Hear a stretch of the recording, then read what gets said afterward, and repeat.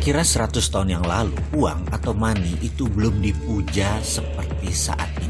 Uang belum didewakan seperti sekarang. Atau dengan kalimat lain, uang itu baru 100 tahun dipuja bagaikan dewa. Kalau emas, ya memang iya dari dulu memang dipuja sebagai simbol kemakmuran dan alat tukar terpercaya. Kembali ke uang. Uang itu hanya greasing the transaction, atau uang itu hanya pelumas transaksi. Uang itu hanya pelancar pertukaran. Itu adalah istilah 100 tahun yang lalu, yaitu sebelum Great Depression tahun 1931. Setelah Great Depression tahun 1931, muncullah teori ekonomi baru. Teori ekonomi dari Milton Friedman, Friedrich Hayek, Ludwig von Mises. Kemudian dikatakan bahwa sejak tahun 1931 ke sana ke belakang adalah teori Adam Smith sudah mati. Jadi teori Adam Smith mati. Kemudian sejak Perang Dunia Kedua usai, zaman ekonom penggagas Bretton Woods Conference, John Maynard Keynes berkuasa. Ini adalah zaman Keynesian. Dalam zaman Keynesian, kata inflasi dan central bank adalah kuncinya. Uang menjadi harta sejajar emas. Walau faktanya pada kertas tertulis angka 50.000 dan lembaran 100.000, nilai kertasnya sama, nilai intrinsiknya sama. Tapi kok beda ya untuk ditransaksikannya? Itulah arti uang sekarang.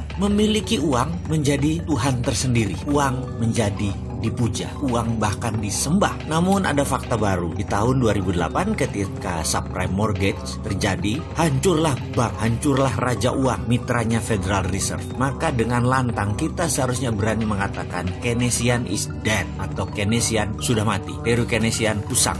Teori neolips sudah nggak bisa jalan lagi di era digital ekonomi saat ini. Maka sejak tahun 2009, dunia mulai berontak. Banyak anak muda yang tidak percaya IMF, tidak percaya World Bank, terutama anak muda dan non-pemerintahan ya. Mereka mulai rebel. Kelompok ini dikenal dengan filosofi ekonomi baru, yaitu mereka memiliki nama dengan julukan baru, Modern Economy Theory. Pencetusnya adalah Warren Mosler, Bill Mitchell, Stephanie Kelton, Randall Wray, dan bapak dari itu semua adalah Michael Hudson. Bahkan ada yang menyebutkan teori sekarang ini setelah Keynesian mati adalah zamannya Hudsonian. Namun kita tahu virus ilmu lama Keynesian neolips membekas dalam kepala generasi di atas kita, bahkan di sebagian generasi kita, dan agak sedikit mencemarkan ke generasi baru. Namun ada generasi yang steril, yaitu generasi milenial. Generasi milenial sudah tidak percaya Keynesian. Dia mulai mengadopsi teori dari Hudsonian, yaitu Modern Economy Theory. Tapi sayang, pejabat negara masih Keynesian semua, jadi belum bisa diterapkan Modern Economy Theory tersebut yang berbasis project. Pejabat dengan Keynesian cirinya gampang. Kalau nggak ada uang, mereka cari utangan. Dan dalam Modern Economy Theory, kata hutang itu hilang dalam kamus mereka. Kata hutang itu hilang dalam kamus anak-anak milenial. Yang ada hanya sovereign wealth fund, printing money, project creation, digital banking, consolidated bottom of pyramid, dan banyak lagi. Saya sangat bergantung kepada kaum milenial. Semoga ke depan kaum milenial bisa mengambil alih dan mengganti pemahaman kuno yang hingga saat ini masih berlaku dengan strategi tidak berhutang dan tidak jual aset negara.